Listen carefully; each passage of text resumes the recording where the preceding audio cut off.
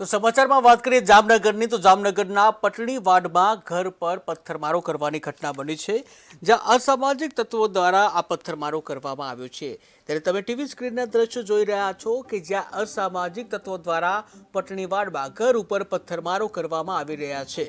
ત્યારે સોડાની બોટલો ફેંકી આગજની કરવામાં આવી, જ્યાં યુવકો દ્વારા પથ્થરમારો કરતા સીસીટીવી કેમેરામાં કેદ થયા હતા।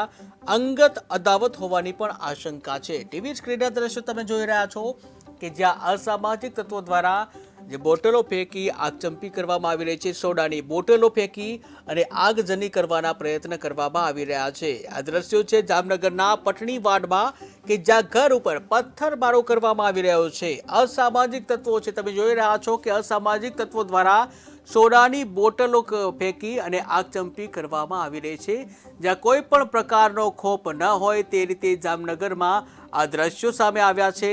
કાયદો વ્યવસ્થાના લીરા ઉઠતા હોય તે રીતના આ દ્રશ્યો તમે જોઈ રહ્યા છો। જાણે આ અસામાજિક તત્વોને કાયદો કે જે ખીચામાં લઈને ફરતા હોય તેવું લાગી રહ્યું છે। કાયદાનો કોઈ પણ પ્રકારનો ડર જ નથી તેઓને, કે જ્યાં આ પ્રકારના દ્રશ્યો સામે આવ્યા છે।